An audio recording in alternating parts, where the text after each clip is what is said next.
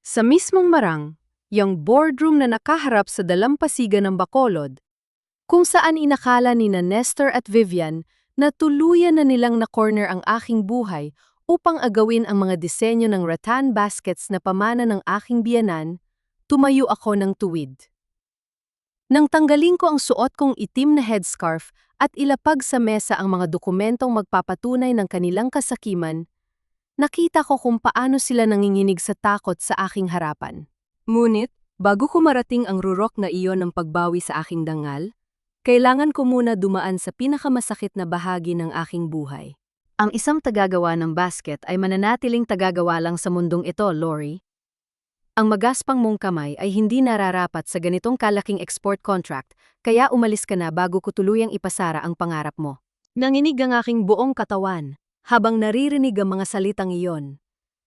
Parang binuhusan ako ng malamig na tubig habang nakatayo sa gitna ng bakuran ng aming warehouse. Dahan-dahan kong piniga ang aking sumasakit at makakapal na daliri na puro peklat mula sa tinik ng yantok.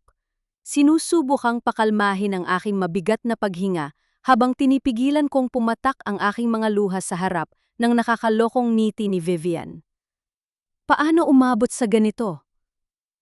Ilang sandali lamang ang nakalipas, bunggiting kong tinititigan ang mga bagong gawa naming rattan baskets sa ilalim ng sikat ng araw ng Bacolod, ang aking buhay. Ang aming workshop rito sa Bacolod ay ang aking pangarap, ang pamanang itinayo ko mula sa aking sariling karanasan sa pag-aalaga at pagpapahalaga sa mga disenyo ng aking yumaong biyenan. Ngunit sa isang iglap, gumuho ang aking mundo. Isang malaking gulo ang laganap dahil sa isang serya ng mga giho ng rattan na sinasabing may amoy ng matapang na chemical na nagdulot ng allergy sa mga bisita ng resort.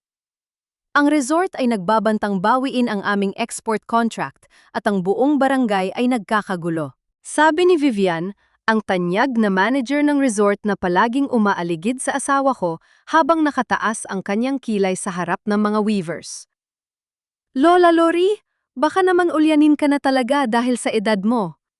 Ang isang matandang tulad mo ay bagay lamang sa kusina, hindi sa pagpapatakbo ng ganito kalaking workshop. Tumingin ako kay Nestor upang humingi ng suporta, ngunit ang kanyang mukha ay puno ng matigas na diring-diri. Sabi ni Nestor, pilit na ipinapakita ang kanyang lakas sa harap ng mga weavers. Dahil sa matinding selos mo sa amin ni Vivian, sinadya mong sirain ang aming operasyon. Masyado kong naging pabaya sa pag-check ng kalidad ng May. Bago ko pa man maipakita ang aming master bookkeeping ledger upang patunayan na tama ang May na binili ko, lumapit si Nestor at marahas na sumampal sa aking pisngi.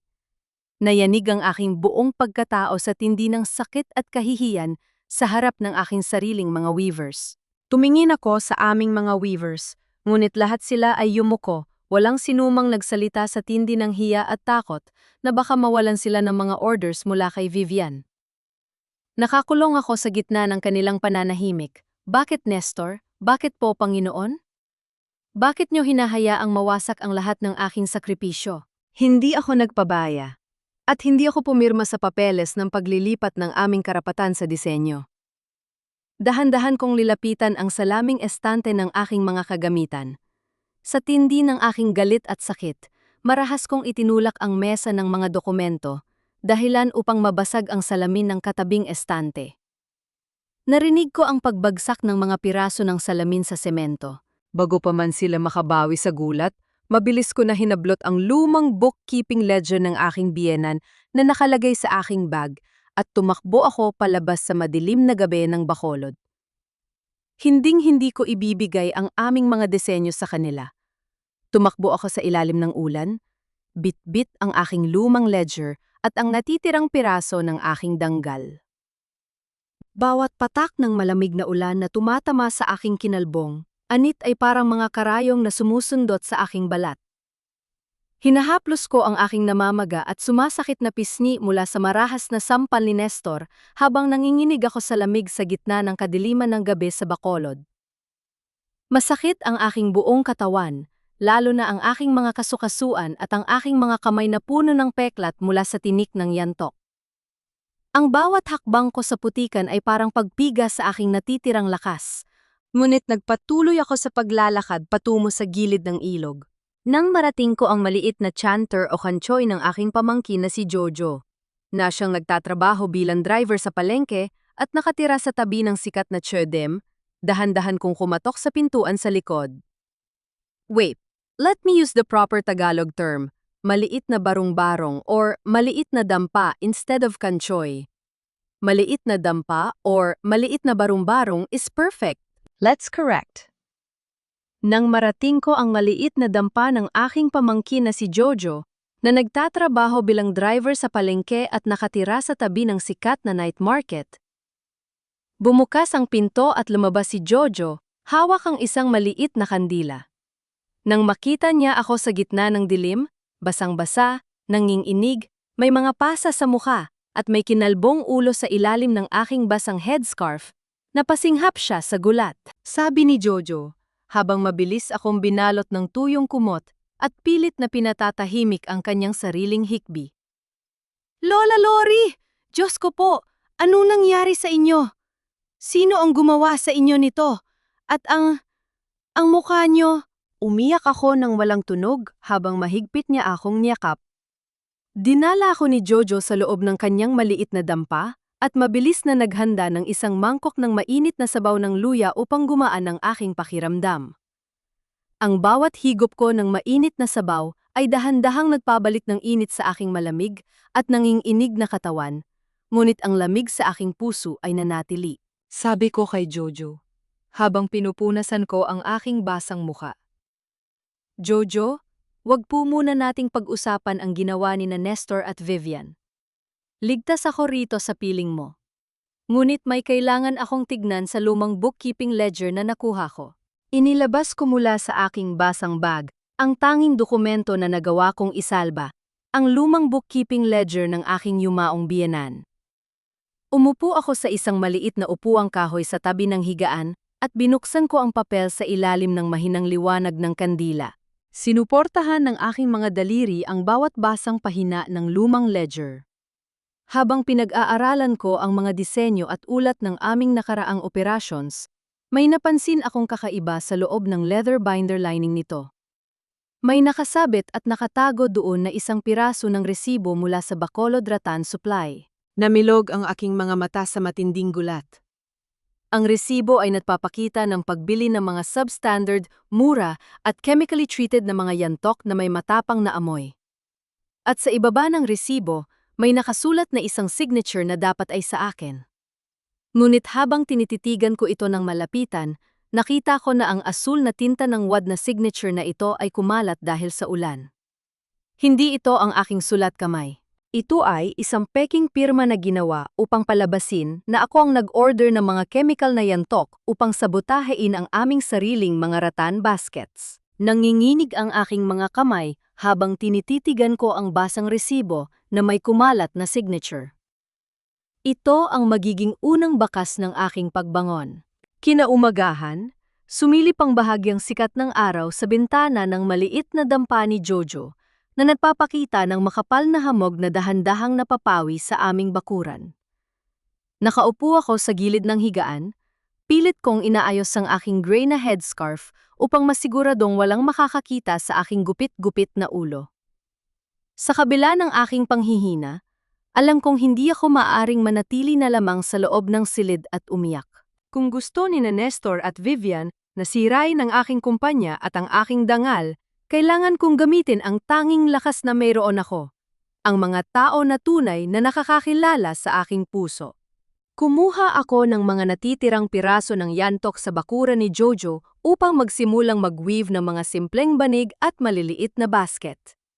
Habang inilalatag ko ang aking mga gawa sa gilid ng sikat na night market ng barangay ng gabing yon, naramdaman ko ang banayad na sakit sa aking mga kasukasuan.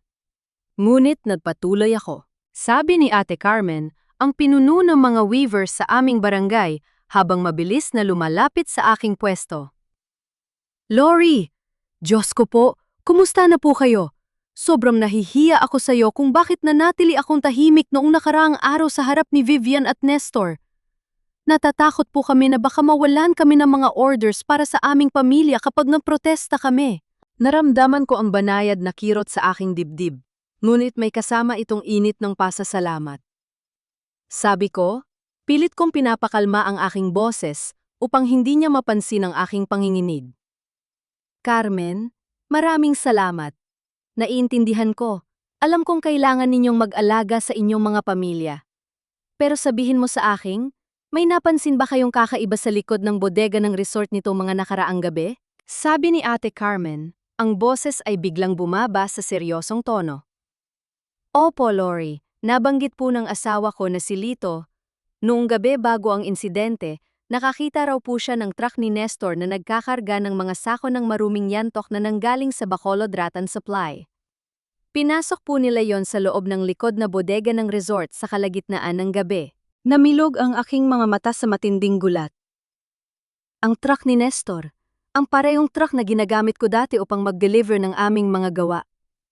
Ginamit niya ito upang palihim na i-deliver at ihalo ang mga chemically treated na yantok na nanggaling sa Bacolod Rattan Supply sa loob ng bodega ng resort upang isabotahe ang aming operasyon. Ngunit hindi pa dun natatapos ang lahat.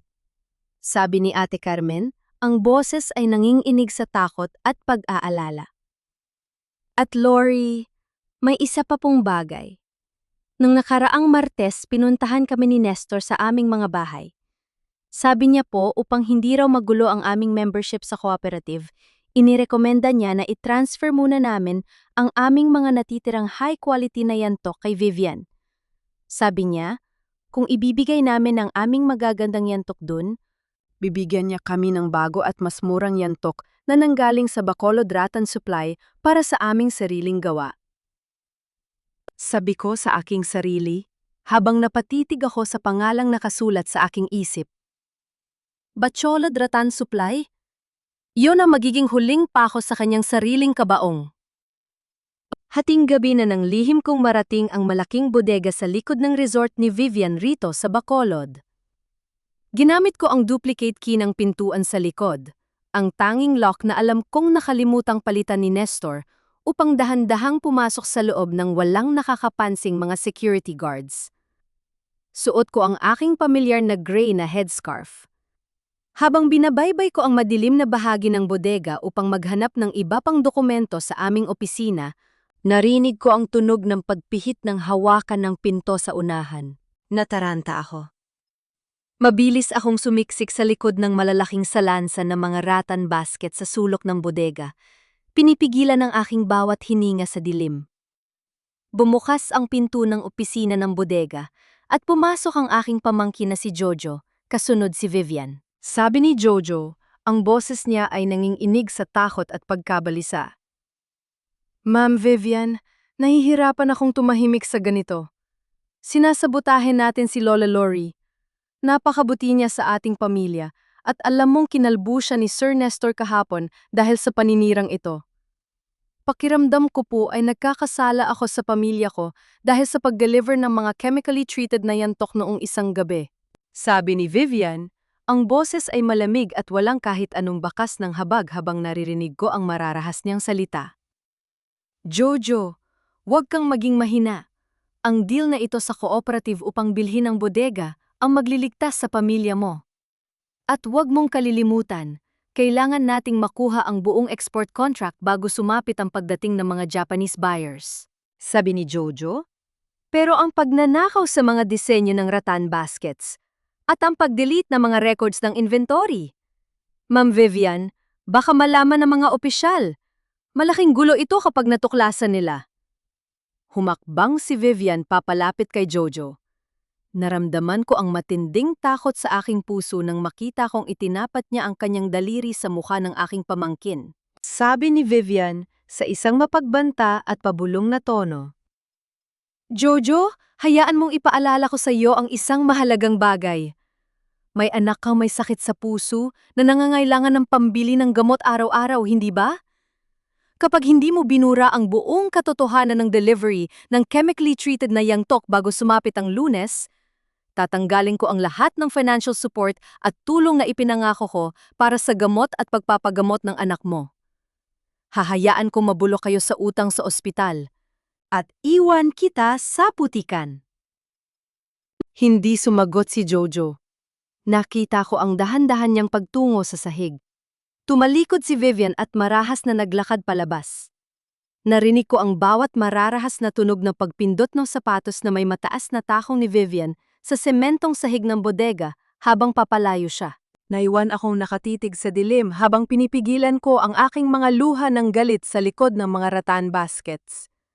Ang aking sariling pamangkin at ang aking asawa ay handang ibaon ako sa kahihiyan para lamang sa pera ng isang resort manager. Dahan-dahan kong tinanggal ang aking gray na headscarf sa harap ng pinto ng dampa ni Jojo. Ang malamig at makapal na hamog ng gabi sa tabi ng ilog ay dahan-dahang bumabalot sa aming palikid habang nakatitig ako sa dilim. Nang marinig ko ang mabibigat na yabag ng sapatos ni Jojo na papalapit, pumasok ako sa loob at naghintay. Sabi ni Jojo, habang napapahid ng kanyang sariling pawis at pawang napasinghap sa gulat nang makita ako sa loob ng dampa. Lola Lori! Diyos ko po, anong ginagawa niyo rito? Akala ko po ay umalis na kayo sa Bacolod. Nang iwan ko ang anino at iharap ang aking mukha sa ilalim ng liwanag ng kandila, nakita niya ang aking kinalbong ulo at ang namamaga kong pisngi mula sa sampal ni Nestor. Bumagsak si Jojo sa kanyang mga tuhod sa sementong sahig.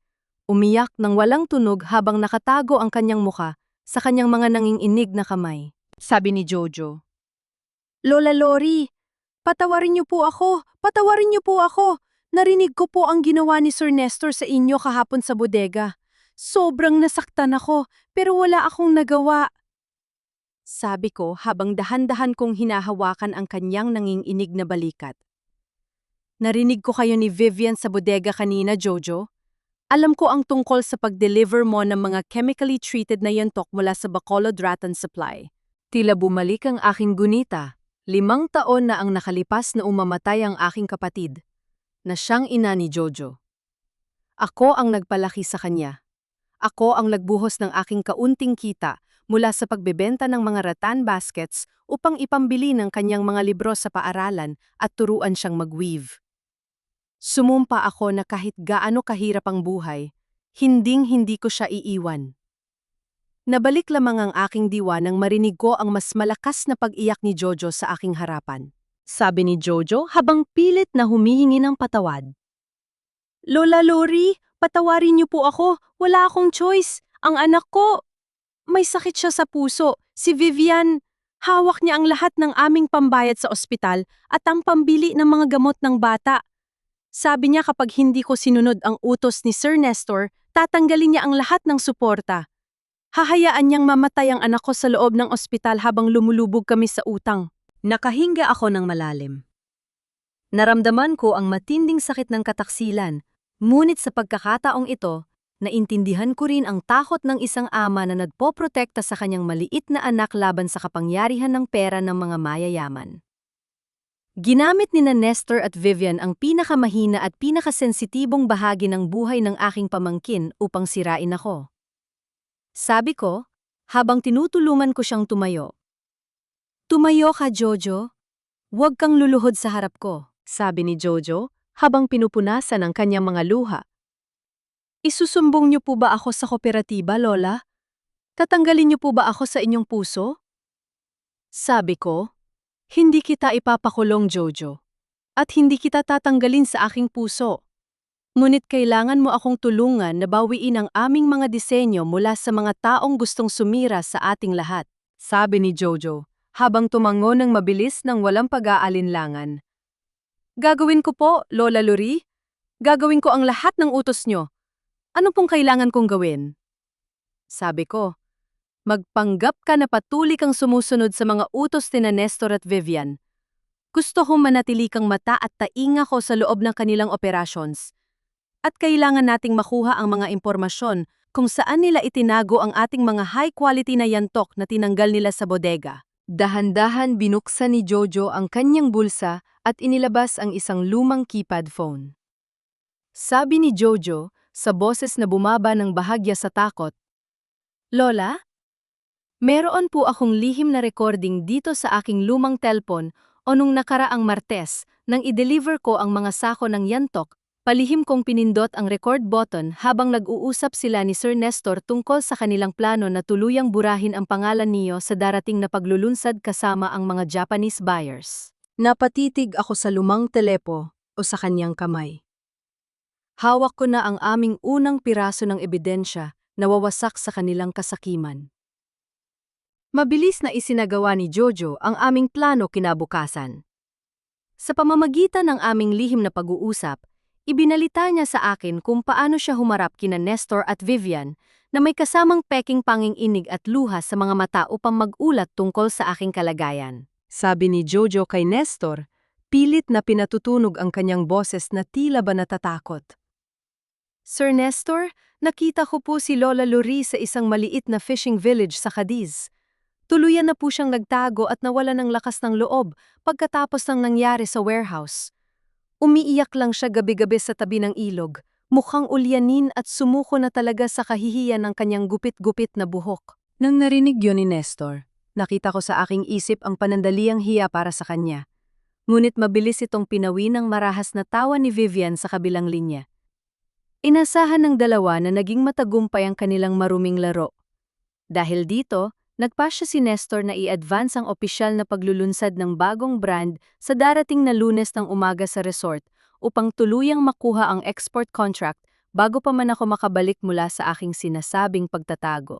Tumunog ang panginginig ng aking cellphone sa ibabaw ng lamesang kahoy sa dampa ni Jojo.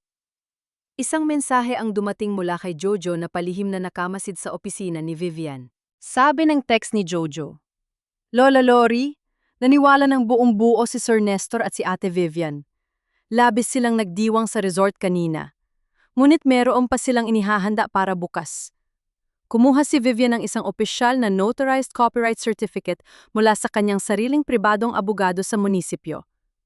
Nakasulat doon na si Sir Nestor ang nag-iisang nagmamay-ari ng lahat ng mga disenyo ng ating rattan baskets." Tinitigan ko ang screen ng aking telpon o nang may malamig na ngiti sa aking mga labi. Sabi ko kay Jojo, habang dahan-dahan kong inaayos ang aking gray na headscarf.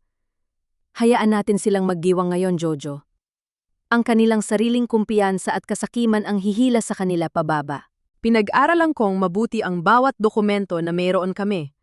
Ang mga lumang disenyo ng aking biyenan at ang orihinal na ulat ng kumpanya. Bukas, ipapakita natin sa kanila ang katotohanan. Gusto ko, dalhin ni Vivian ang papel na may pirma niya sa mismong resort. Sa oras na ipresenta niya ang huwad na notarized certificate na yon sa harap ng mga Japanese buyers at ng kooperatiba, dun ko opisyal na ilalatag ang kaso ng falsification ng mga dokumento at fraud laban sa kanya. Haplos ko ang aking kinalbong anit sa ilalim ng headscarf. Sabi ko sa aking sarili, hindi ako uubos ng aking lakas sa pagsigaw o pag-iyak sa kanila sa kalsada. Bukas ng Lunes ng 10:00 ng umaga, doon natin sila tuluyang gigibain. Mabilis na umilaw muli ang aking screen. Isang larawan ang ipinadala ni Jojo sa akin. Ito ay ang scan copy ng pekeng copyright certificate na may pirma ng notaryo sa ibaba ng paglilipat ng aking disenyo kay Nestor. Hawak ko na ang kanilang sariling hatol. Narinig ko ang banayad na tunog ng notification ng isang alert sa screen ng lumang laptop ni Jojo sa loob ng kanyang maliit na dampa sa Bacolod. Kasama ko ang aking pamangkin na puyat din, habang pinag-aaralan namin ang bawat nakasulat na ulat mula sa kulay pilak na flash drive na binigay ni Ate Sharon kagabi. Wait, Sharon? In our story Bible, Jojo was the one helping Lori. Let's make it mula sa files na tinulungan akong makuha ni Jojo. Let's correct. Mula sa files na tinulungan akong makuha ni Jojo. Habang tinititigan ko ang lumang bookkeeping ledger ng aking yumaong biyenan, napansin ko ang kakaibang kapal sa pinakailalim ng leather lining ng binder nito. Kumuha ako ng isang maliit na patalim at dahan-dahan kong hinate ang tahi sa gilid ng lining ng balat ng lumang libro. Mabilis na napasinghap sa gulat si Jojo nang may malaglag na isang nakatuping lumang papel na may opisyal na selyo ng munisipyo. Ito ay ang huling habilin at testamento ng aking yumaong biyenan. Sabi ko, habang binabasa ang bawat linya ng dokumento. Jojo, tingnan mo ito. 15 taon na ang nakalipas nang ipasulat ito ng aking biyenan. Nakasaad dito na dahil sa tindi ng adiksyon ni Nestor sa sugal, tinatanggalan siya ng buong karapatang mag-ari o magbenta ng alinman sa mga tradisyonal na disenyo ng aming rattan baskets. Ang buong legal na pamamahala at ownership ay formal na ipinasa sa akin. Sabi ni Jojo, ang boses ay puno ng panginginig sa gulat. Lola Lori, alam po ng sarili niyang ina na sisirain lang ni Sir Nestor ang aming kabuhayan. Ang katotohanan ito ang matagal na niyang itinago sa inyo upang kontrolin kayo. Sabi ko, "Oh Jojo, ginamit niya ang utang na loob ko sa kanila upang magpanggap na siya ang nag-ahon sa akin sa Pasay. Ngunit ang totoo, ang kumpanyang ito at ang mga disenyo ay legal na akin mula pa noong una." Wait, Pasay was from Lucy's plot. Lori is from Bacolod. Let's correct this immediately to avoid plot drift. Let's correct. Ginamit niya ang utang na loob ko sa kanila upang magpanggap na siya ang nag-ahon sa akin. Ngunit ang totoo, ang kumpanyang ito at ang mga disenyo ay legal na akin. Inilapag ni Jojo sa lamesa ang isa pang dokumento. Isog na katuping papel ng bank notification na palihim niyang kinuha mula sa glove compartment ng SUV ni Nestor kahapon. Sabi ni Jojo, "Lola Lori, mayroon pa pong isang bagay. Ito po ang sulat mula sa Bacolod Trust Bank." Mabilis kong binuksan ang papel. Sabi sa opisyal na sulat ng bangko, "Official Notice of Account Freeze. Due to suspicious transactions, predatory lending of cooperative funds, and pending investigation for money laundering, the bank accounts under Nestor San Diego and Vivian Pascual/Resort Holdings have been placed under a temporary freeze." Napatitig kami ni Jojo sa dokumento nang may malaking gulat. Sabi ko, habang dahan-dahang hinahaplos ang aking kinalbong anit sa ilalim ng suot kong gray na headscarf. Nakalubog na si Nestor sa sarili niyang putik, Jojo. Ang kanyang mga accounts at ang pera ng resort ay tuluyan ng na-freeze ng bangko dahil sa hinala ng money laundering. Ibig sabihin, wala silang kahit isang duling na bariya ngayon. Sabi ni Jojo, ang boses ay puno ng kapana-panabik na saya. Ibig sabihin ba nito, Lola Lori? Desperado siyang pirmahan ng export contract kasama ang mga Japanese buyers bukas ng 10:00 ng umaga upang makuha ang pera ng kooperatiba at ng mga Hapon? Sabi ko, habang pinupunasan ko ang aking mga luha at itinutuwid ang aking likod ng may buong danggal. Opo, Jojo. Ang pagpirma bukas ng 10:00 ng umaga sa resort ang tanging paraan niya upang hindi makulong kapag nagudit ang cooperative. Masyado siyang desperado, kaya hinding-hindi niya mapapansing ang patibong na inihanda ako para sa kanila. Tumingin ako sa labas ng bintana ng dampa. Bukas ng 10:00 ng umaga. Doon ko tatapusin ang lahat ng kanilang kasasakiman at babawiin ko ang bawat disenyo at basket na ipinagkatiwala ng aking mga weavers sa aming workshop. Dahan-dahan kong nilakad ang madilim na pasilyo ng aming bahay sa Bacolod noong gabi bago ang pulong. Lihim akong bumalik upang kunin ang aking yumaong ina na disenyo ng May at ang aking mga personal na kagamitan sa pag-weave mula sa aking silid. Akala ko ay walang tao sa bahay dahil karaniwang nasa labas si Nestor kasama si Vivian, ngunit napansin kong may bukas na ilaw sa aming altar room kung saan nakalagay ang estatwa ng Santo Niño. Narinig ko ang pamilyar na tunog ng pag-iyak mula sa loob. Sumilip ako sa siwang ng pinto at nakita ko si Nestor na nakaluhod, may hawak na isang baso ng alak, habang pilit na hinahaplos ang kanyang namumula at sumasakit na mga kasukasuan dahil sa arthritis. Nakita ko ang dahan-dahang pagpatak ng kanyang mga luha sa kanyang namumulang pisngi habang nagsasalita sa altar sa dilim. Boses na puno ng matinding inggit at takot. Sabi ni Nestor, "Panginoon, patawarin mo ako. Pero napakasakit. Masakit na palaging walang silbi sa pamilyang ito. Buong buhay ko, si Lori ang laging bida sa workshop. Si Lori ang tinatawag na mahusay na tagagawa ng rattan baskets habang ako ay lumpong dating driver na kumakain lang mula sa May na binuhat niya. Gusto ko lang namang respetuhin ako ng mga weavers bago ako mamatay. Gusto ko lang patunayan sa kanila na ako pa rin ang lalaki sa pamilyang ito." Tiningnan ko si Nestor. Mula sa dilim ng pasilyo, ng may matinding kapaitan.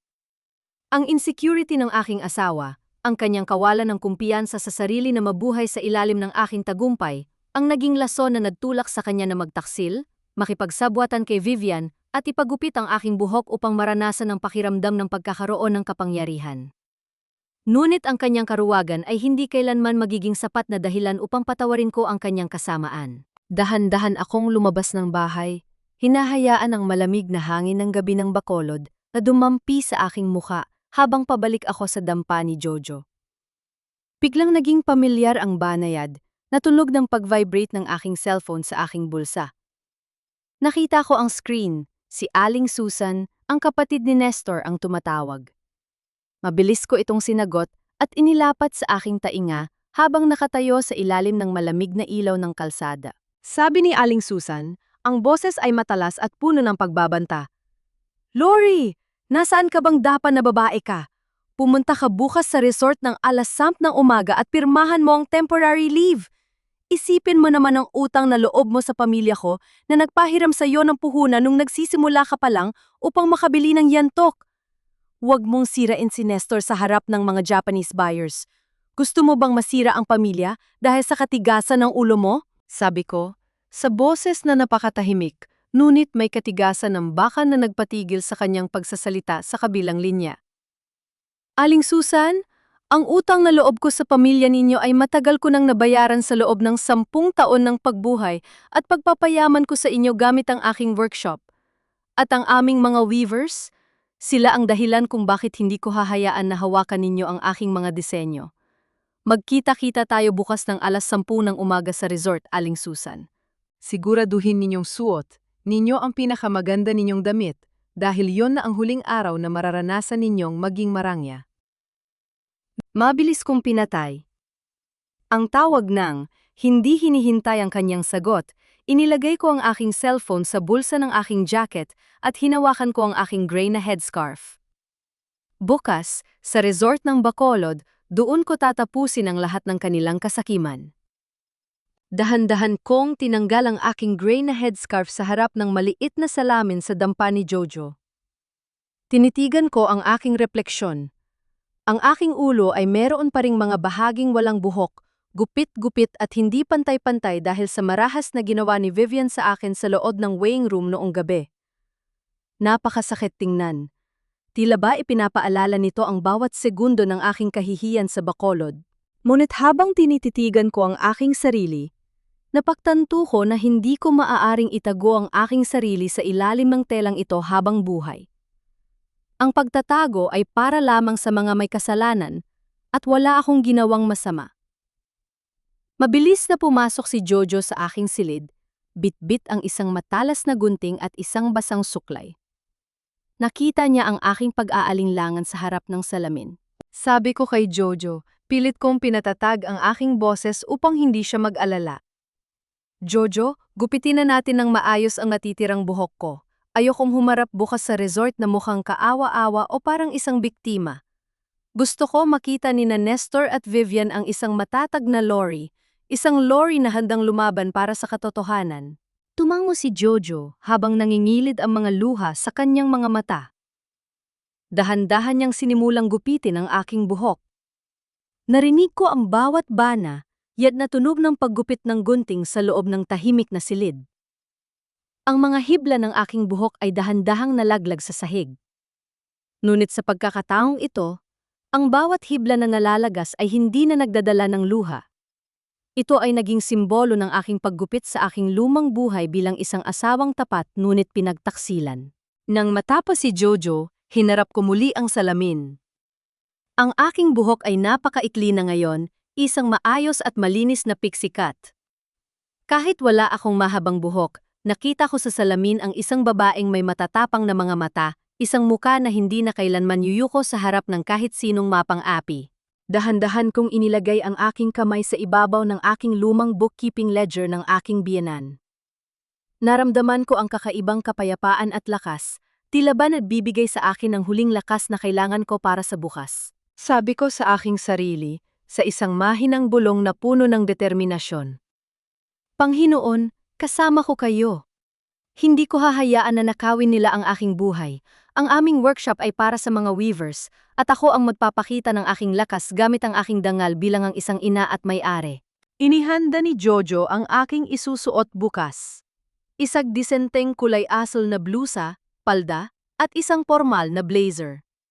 Gusto ko silang harapin hindi bilang isang kaawa-awang asawa, kundi bilang isang tunay na may-ari ng aking sariling kumpanya. Mabilis na umilaw ang screen ng aking cellphone sa ibabaw ng lamesa.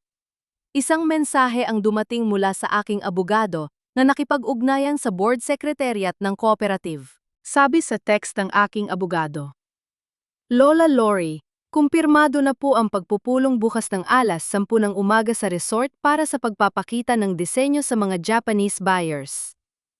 Naroon din po ang mga kinatawan mula sa Municipal Cooperative Development Office upang dinggin ang kaso. Inilagay ko ang cellphone sa aking bulsa at tumingin ako sa labas ng bintana. Ang mga bituin ay dahan-dahan na nawawala habang ang unang sikat ng bukang liwayway ay nagsisimulang sumilip sa ibabaw ng mga bundok ng Bacolod. Ang sikat ng araw na ito ay tila ba nagbibigay sa akin ng huling babala. Bukas, sa resort, doon ko tatapusin ang lahat. Napakasikip ng loob ng marang, yang conference room ng resort sa Bacolod ng hapon na iyon. Ang mahabang lamesang gawa sa makintab na kahoy na mahogany ay napapaligiran ng malalaking bintanang salamin na nakaharap sa dalampasigan. Nakaupo sa paligid nito ang mga Japanese buyers, ang aming barangay captain, ang mga kinatawan ng aming weaving cooperative kasama si Nestor at si Vivian na may hawak na makapal na folder.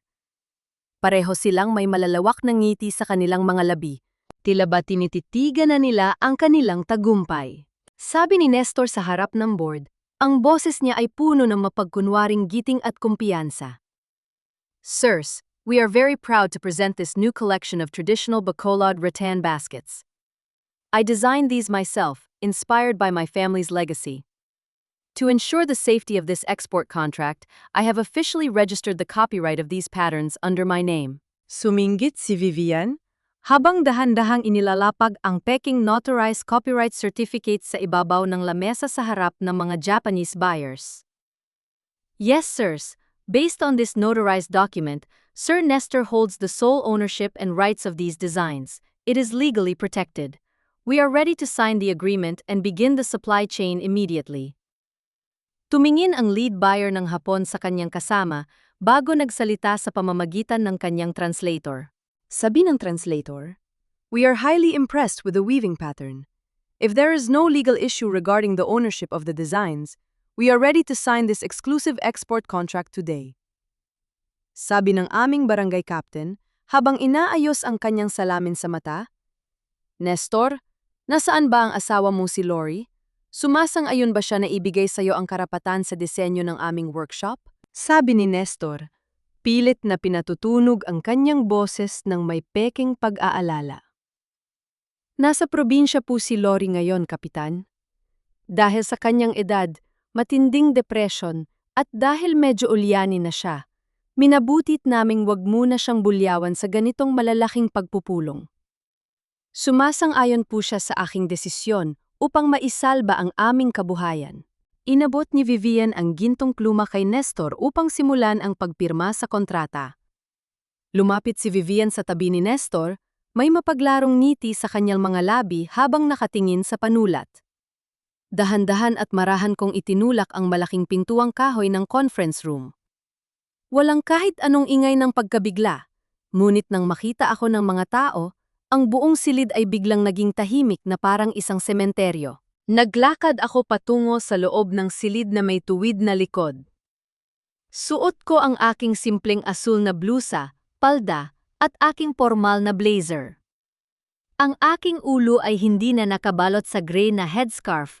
Ipinakita ko ang aking malinis, maayos, at maikling piksikat ng walang kahit anong takot o kahihiyan.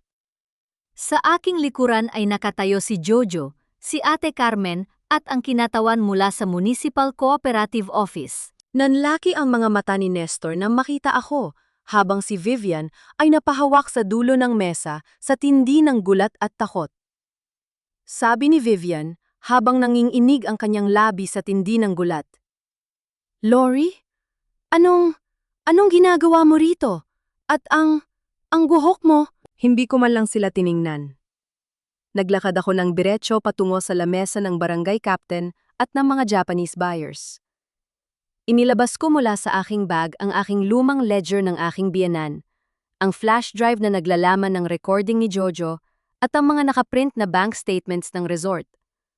Malakas ko itong inilapag sa ibabaw ng lamesang kahoy. Sabi ko sa harap ng board, ang boses ko ay kalmado, matatag, at umaalingaw-ngaw sa buong silid. Sirs, hindi ako naparito upang ibigay ang aking mga disenyo o manood sa inyong pag-sign ng kontrata. Naparito ako bilang may-ari ng mga disenyong ito upang ipasok ang katotohanan. Napatitig ang barangay captain sa akin. Pagkatapos ay sa makapal na ebidensya sa ibabaw ng lamesa. Ang mukha ni Nestor ay biglang nawala ng kulay. Naging kasing puti ng papel habang nakatitig sa akin ng may matinding takot. Sabi ni Kapitan Andres habang nakatitig sa flash drive at mga dokumentong inilapag ko sa mesa. Jojo, i-play niyo ang mga file sa laptop mayon din. Sinasaksak ni Jojo ang flash drive sa computer ng resort. Sa isang iglap, nagbago ang atmosfera sa loob ng silid. Ang audio recording mula sa lumang telepo o ni Jojo ay malinaw na umalingaw-ngaw sa buong conference room. Narinig ng lahat ang boses ni Vivian na nagbabanta kay Jojo tungkol sa gamot ng kanyang anak, kasama ang boses ni Nestor na nakikipagkasunduan upang isabotak ang aking sariling mga rattan baskets. Lahat ng mga weavers at opisyal ay napasinghap sa gulat. Sabi ni Kapitan Andres, ang mukha ay pulang-pula sa galit. What is the meaning of this, Nestor? Is this your voice? Nakikipagsabuatan ka sa manager ng resort upang sirain ang sarili mong asawa at ang kabuhayan ng ating mga kapitbahay? Nanginginig ang buong katawan ni Nestor. Napaatras siya, hindi makapagsalita habang nakatingin sa screen na tila ba nakakita ng isang multo. Sumulong si Jojo mula sa aking likuran. Ang boses ay nanginginig sa takot, ngunit may determinasyon. Kapitan, nagsisinungaling si Sir Nestor at si Ma'am Vivian. Ginamit po nila ang sakit sa puso ng anak ko upang takutin ako na mag-deliver ng mga chemically treated na yantok mula sa Bacolod Rattan Supply. Pinilit po nila akong tumahimik. Inilalagay ni Grace. Wait, Grace is from Remy's plot. Lori has Jojo and Ate Carmen. Let's correct this immediately. Inilagay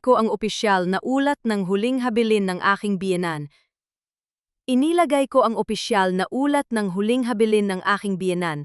Na nagpapatunay na legal na pagmamay-ari ko ang bawat disenyo kasama ang kopya ng business freeze order ng bank o laban sa mga accounts ni Nestor at Vivian 1-2. Sabi ko sa harap ng mga Japanese buyers at ng kooperatiba.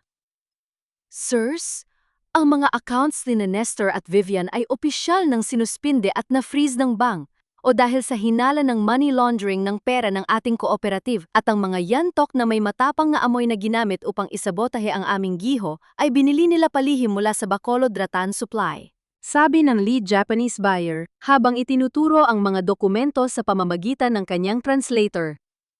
This is a serious supply chain fraud. We cannot do business with people who commit forgery and illegal chemical treatment.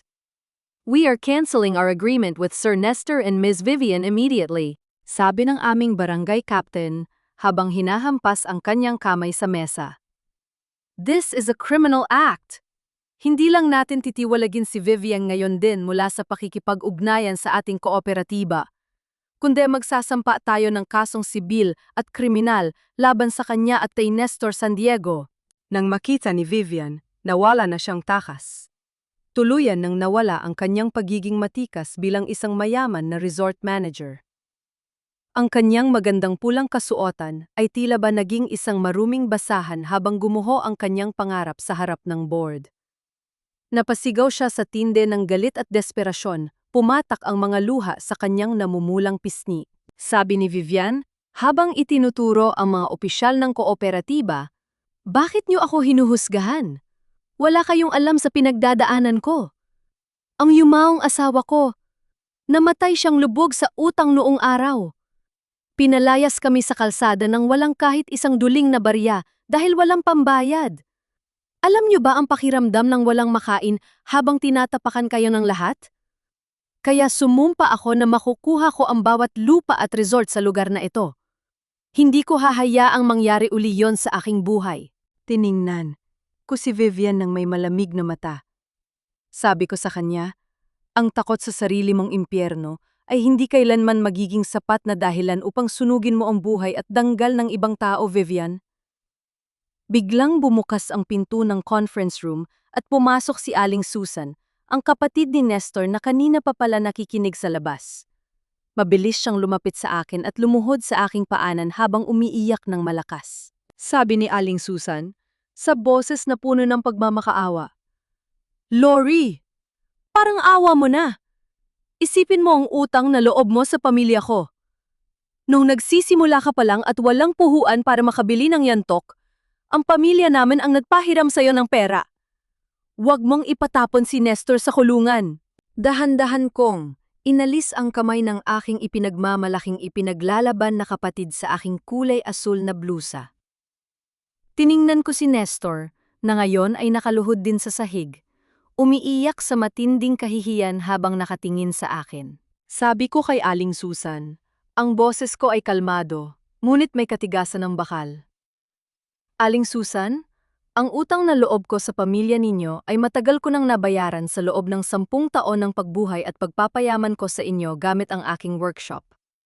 Ngunit tinapos na ni Nestor ang utang na loob na iyon noong gabing hawakan ako ng mga tauhan niya upang gupitin ang aking buhok at sampalin ako sa harap ng mga weavers sa warehouse. Ang utang na loob na iyon ay tuluyan ng namatay sa malamig na semento. Pumasok ang mga pulis ng Bacolod sa loob ng conference room, hawak ang opisyal na warrant ng pag-aresto. Narinig ko ang tunog ng bakal ng posas na inilalagay sa mga nanginginig na kamay ni Nestor at Vivian. Abang kinakaladkad sila palabas ng conference room ng mga pulis, tumayo ako ng tuwid sa tabi ni na Jojo at Ate Carmen. Ang aking mga disenyo ay ligtas. Ang aking mga weavers ay ligtas. At ang aking danggal ay muling nagliwanag sa gitna ng conference room kung saan nila inakalang matatapos ako.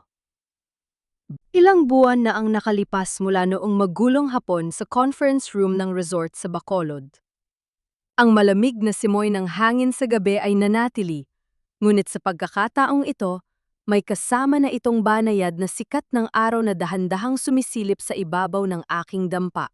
Ang aking legal separation kay Nestor ay pormal na naaprubahan.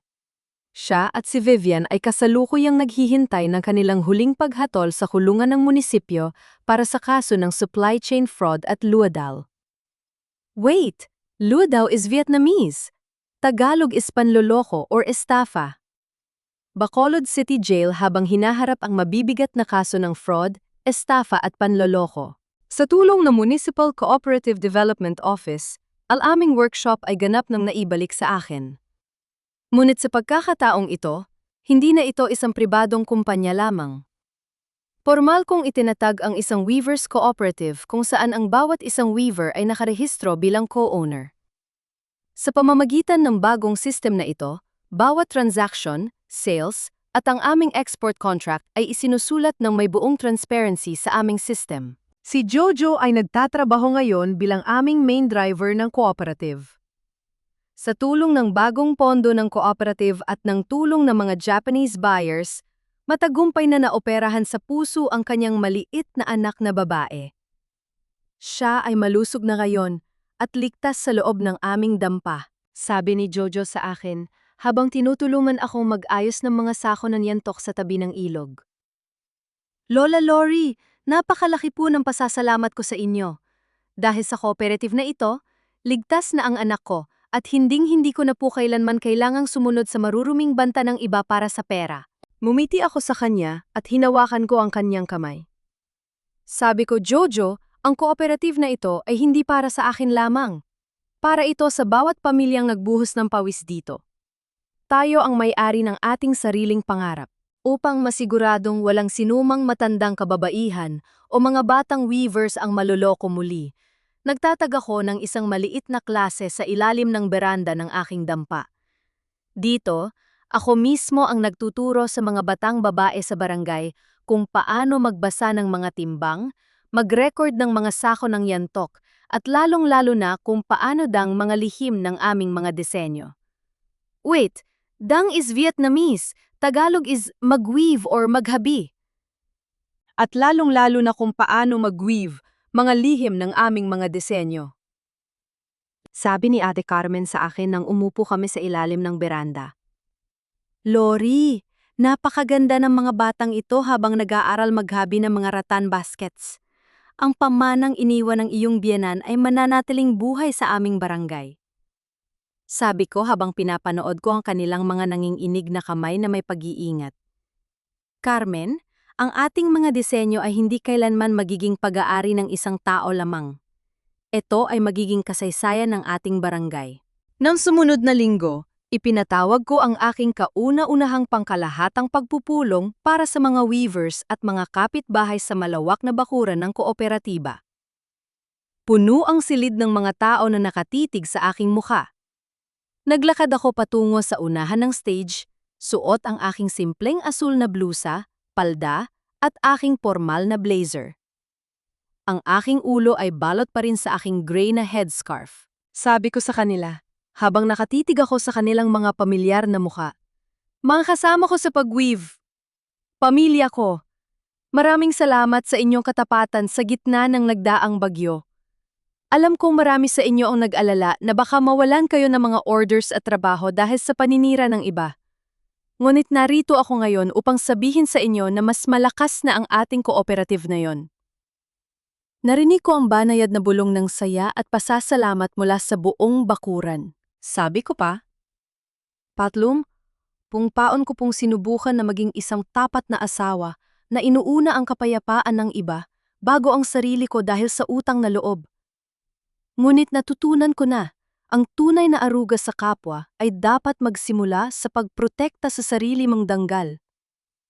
Dahan-dahan ko na itinapat ang aking mga kamay sa aking ulo. Maingat ko na, tinanggal ang suot kong gray na headscarf. Sa harap ng aking mga weavers at mga kapitbahay, ipinakita ko ang aking maikli, bagong silang, at malakas na puting buhok. Ang aking pixie cut ay hindi na isang sugat ng aking kahihiyan, ito ay naging isang korona ng aking laban at ng aking tagumpay bilang isang matatag na babae. Sabi ko sa kanila, habang nakatitig ako sa aking mga kamay na may mga peklat mula sa tinik ng yantok. Tumingin kayo sa aking mga kamay at sa aking puting buhok. Ang paggupit ng aking buhok at pagkawala ng aking asawa ay hindi kailanman magiging simbolo ng aking pagbagsak. Ang isang lalaki ay maaaring magnakaw ng ating export contract, ngunit hinding-hindi nila maaaring nakawin ng alaala at galing ng mga kamay na natutong mag-weave mula sa ating pinakamahihirap na araw. Natahimik ang buong bakuran ng ilang sandali. Pagkatapos, narinig ko ang malalakas na palakpakan at hiyawan ng aking mga tauhan na umalingangaw sa buong barangay. Marami sa kanila ang tumayo, umiiyak sa matinding galang at kapayapaan habang nakatingin sa aking muka. Tumingin ako sa malawak na bakuran kung saan ang mga bagong gawa naming rattan baskets ay dahan-dahang nagliliwanag sa ilalim ng sikat ng araw ng Bacolod.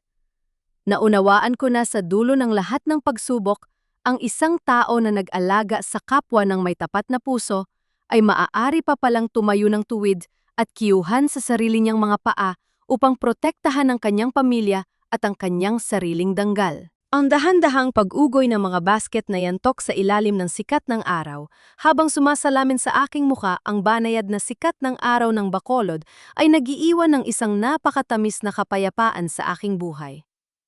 Mga mahal kong tagapakinig, maraming salamat sa inyong matiyagang pagsama sa akin sa huling bahagi ng ating paglalakbay ngayon. Bilang inyong tagapagsalaysay, habang isinusulat ko ang mga huling tagpo, hindi ko mapigilang mapaluha at makaramdam ng matinding kirot sa aking dibdib. Lalo na sa bahagi kung saan si Lori ay nakatayo sa ilalim ng malamig na ilaw ng warehouse, kinalbo ang kanyang ulo at nagkalat ang kanyang pilak na buhok sa semento matapos siyang sampalin ni Nestor sa harap ng maraming tao, habang ang kanyang mga kamay ay mahigpit na nakahawak sa lumang bookkeeping ledger ng aking biyenan upang protektahan ang pamanang disenyo. Ang tagpong yon ay nagpapakita ng tunay na lakas ng isang matatag na babae na dumaan sa matinding hirap, ngunit tumangging ibigay ang kanyang danggal at ang mga disenyong itinayo niya mula sa pagmamahal sa kanyang sining ng pagweave. Ang kwentong ito ay hango sa mga totoong sugat ng maraming matatag na kababaihan at mga masisipag na ina sa ating lipunan na patuloy na lumalaban ng tahimik upang protektahan ang kanilang pamilya at ang kanilang sariling danggal.